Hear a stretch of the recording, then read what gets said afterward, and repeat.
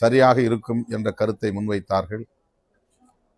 ஆனாலும் நான் கட்சியின் தலைவர் என்கிற முறையில் பொதுச் செயலாளர்களோடு மீண்டும் பேசிவிட்டுத்தான் முடிவை எடுப்பேன். அந்த முடிவு என்னவாக இருந்தாலும் நீங்கள் ஏற்றுக்கொள்ள வேண்டும் என்று அந்த இணைய வழி உயர்நிலை குழு கலந்தாய்வு கூட்டத்தில் கூறியிருந்தேன்.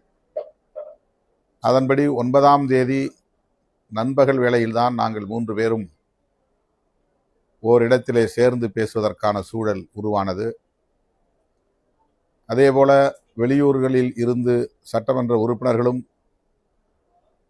நண்பகல் 1 மணிக்கு மேல்தான் வந்து சேர்ந்தார்கள். அந்த கூட்டத்திலும் கூட அமைச்சரவையில் இடம்பெற வேண்டும் என்ற கருத்து மேலோங்கியது என்றாலும் நான் வெளியிலிருந்து ஆதரவு நல்குவது என்பதை வலியுறுத்திய நிலையில் 2 பொதுச் செயலாளர்களும் அதற்கு உடன்பட்டு தான் 9ஆம் தேதி 4:45 மணி அளவில் எமது கட்சியின் தலைமையகத்தில் நான் ஊடகவியலாளர்களை சந்தித்த போது ஆட்சி அமைப்பதற்காக மட்டுமே எங்கள் ஆதரவை நல்குகிறோம் என்ற கருத்தை பதிவு செய்தேன். அதன் பிறகு இயக்கத் தோழர்கள் இந்த முடிவை மறுபரிசீலனை செய்ய வேண்டும் என்று தொலைபேசி வாயிலாகவும் வாட்ஸ்அப் மூலமாகவும் கருத்துக்களை பகிர்ந்து கொண்டே இருந்தார்கள். அப்படி ஒரு சூழலில்தான் தவேகா தரப்பில் வெளிப்படையான அழைப்பு வந்தது. அந்த அழைப்பை மறுதலிக்க கூடாது, தவிர்க்கக்கூடாது, அமைச்சரவையில் இடம்பெற வேண்டும் என்ற கருத்து மீண்டும் மேலோங்கியது. ஆகவே கட்சியின் நலன்களை கருத்தில் கொண்டு நானும் அந்த நிலைப்பாட்டுக்கு இணங்கும் சூழல் உருவானது. அப்போது நானே அமைச்சரவையில் இடம்பெற வேண்டும் என்கிற கருத்து மேலோங்கியது. அதற்கு நான் இணங்கவில்லை. கட்சி அமைச்சரவையில் இடம்பெற வேண்டும் என்ற நிலைப்பாட்டை எடுப்பது உறுதிப்படுத்தப்பட்ட நிலையில் தேர்ந்தெடுக்கப்பட்ட சட்டமன்ற உறுப்பினர்களுள் 30 ஆண்டுகளுக்கு மேலாக என்னோடு பயணித்து வருகிற, இயக்க பணிகளில் தீவிரமாக முனைப்பாக பணியாற்றி கொண்டிருக்கிற, கட்சியின் மூத்த பொறுப்பாளராக துணை பொதுச் செயலாளராக பணியாற்றி கொண்டிருக்கிற வன்னியரசு அவர்களை பரிந்துரைப்பதுதான் சரி என்று நான் முடிவு செய்தேன். இயக்கத் தோழர்களின் ஒப்புதலை பெற்றேன். அதன் அடிப்படையில் நாங்கள் இணைந்திருக்கிறோம். இதில் மேற்கொண்டு கருத்து சொல்வதற்கு எதுவும் இல்லை.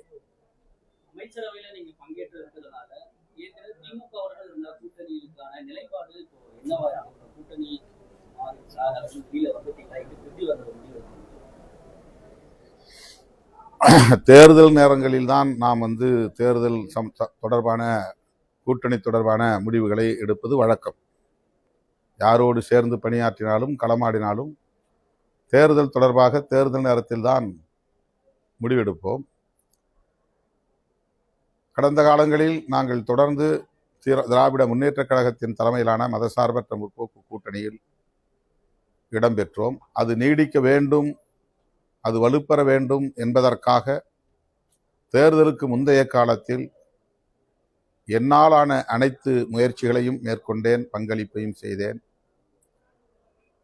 என்னை ஒரு துருப்புச்சீட்டாக பயன்படுத்தி திராவிட முன்னேற்றக் கழகத்தின் தலைமையிலான மதசார்பற்ற முற்போக்கு கூட்டணியை சிதறடிப்பதற்கு பல முனைகளில் இருந்தும் பல தரப்பினர் பல்வேறு முயற்சிகளை, பகீரத முயற்சிகளை மேற்கொண்டார்கள். அதற்கு கிஞ்சித்தும் இணங்காமல் நான் உறுதியாக நின்று திராவிட முன்னேற்றக் கழகத்தின் தலைமையிலான மதசார்பற்ற முற்போக்கு கூட்டணியை பலவீனப்படுத்த ஒருபோதும் நான் இடம் தர மாட்டேன் என்பதை நடைமுறைப்படுத்தி காட்டினேன். இதில் யாரும் மாற்று கருத்து சொல்ல முடியாது, எதிர்கருத்தை சொல்ல முடியாது. அந்த அளவுக்கு தேர்தலுக்கு முன்பு ஒரு 2 ஆண்டு காலம் என்று சொன்னால் மிகையாகாது, 2 ஆண்டுகளாக தொடர்ந்து என்னை குறிவைத்து சமூக ஊடகங்களில் விவாதித்தார்கள். என்னை குறிவைத்து சாதிய மதவாத சக்திகள் காய்களை நகர்த்தினார்கள், எமது உணர்ச்சிகளை தூண்டினார்கள், திட்டமிட்ட அவதூறுகளை பரப்பினார்கள், ஆத்திரம் ஊட்டினார்கள். எதற்கும் நாங்கள் மசியவில்லை, இணங்கவில்லை. திமுக கூட்டணி வலுவாக இருக்க வேண்டும், மீண்டும் வெற்றி பெற வேண்டும் என்பதற்காக எந்த அளவுக்கு திமுக தலைவருக்கு என்னால் உறுதுணையாக இருக்க முடியுமோ அந்த அளவுக்கு நான் உறுதுணையாக இருந்திருக்கிறேன். அதன் பின்னர் இந்த கூட்டணியை, தேர்தல் முடிவுகளுக்கு பின்னர் இந்த கூட்டணியை என்னால் காப்பாற்றும் அளவுக்கான வலிமை இல்லை. காங்கிரஸ் எடுத்த முடிவை தடுக்கிற வலிமை எனக்கு இல்லை. கம்யூனிஸ்ட் கட்சிகள் எடுத்த முடிவை நிறுத்த எனக்கு வலிமை இல்லை. அதேபோல இந்திய யூனியன் முஸ்லீம் லீக் கட்சியின் நிலைப்பாட்டுக்குள் என்னால் தலையீடு செய்ய முடியாது.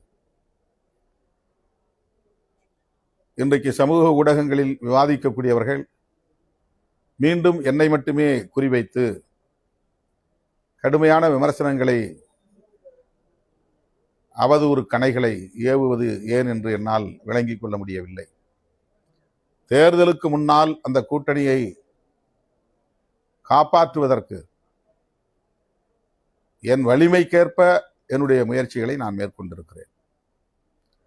என்னையே ஒரு ஆயுதமாக பயன்படுத்தி, என்னையே ஒரு கருவியாக பயன்படுத்தி அந்த கூட்டணியை பலவீனப்படுத்துவதற்கு மேற்கொள்ளப்பட்ட அனைத்து முயற்சிகளையும், சதி முயற்சிகளையும் நான் முறியடித்திருக்கிறேன். தேர்தலுக்கு பின்னர் அந்த கூட்டணியை கட்டுக்கோப்பாக வைத்திருப்பதற்கு, காப்பதற்கு, பாதுகாப்பதற்கு எனக்கு எந்த முகாந்திரமும் இல்லை. நான் கூட்டணி தலைவராக இல்லை, அல்லது கூட்டணி கட்சிகளை காப்பாற்றுகிற அளவுக்கான ஆளுமை பெற்றவனாகவும் இல்லை.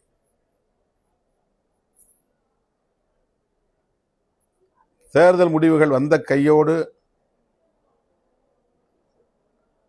காங்கிரஸ் எடுத்த முடிவு, அதனை ஒட்டி அடுத்து நிகழ்ந்த அரசியல் காட்சிகள், இவையெல்லாம் நேர்மையாக சிந்திக்கக்கூடிய அனைவருக்கும் என்ன என்பது தெரியும். நாங்கள் அவசரப்பட்டு விடவில்லை, அவசரப்படுத்தினார்கள். நாங்கள் உணர்ச்சி வயப்பட்டு விடவில்லை, உணர்ச்சியை தூண்டினார்கள். எங்கள் கட்சிக்கு ஒரு வரைமுறை இருக்கிறது. அந்த வரைமுறைகளின்படி, விதிமுறைகளின்படி இடதுசாரிகள் எடுத்த முடிவை முன்வைத்து 2.5 மணி நேரத்திற்கு மேலாக உயர்நிலைக் குழுவில் விவாதித்து அந்த முடிவை கூட்டணியின் தலைவர் அண்ணன் ஸ்டாலின் அவர்களிடத்திலே விளக்கி சொல்லி அதன் பிறகுதான் அறிவிப்பது என்று நாங்கள் முடிவெடுத்தோம். நாங்கள் இன்னொரு கூட்டணியில் இல்லை, அல்லது தாவேகா கூட்டணியில் இல்லை. ஆதரவு நல்குவதாக இருந்தாலும் அல்லது முடியாது என்பதாக இருந்தாலும் அது எங்களுக்கான சுதந்திரம், எங்களுக்கான உரிமை, எங்களுக்கான அதிகாரம் அது. ஆனால் பலரும் வெளியிலிருந்து இவர் ஏன் தாமதப்படுத்துகிறார், தாமதத்திற்கு இதுதான் காரணமா என்றெல்லாம் ஆளாளுக்கு அவரவர் யூகங்களின் அடிப்படையில் மனம் போன போக்கில் எங்களுக்கு எதிரான அவதூறுகளை பரப்பினார்கள்.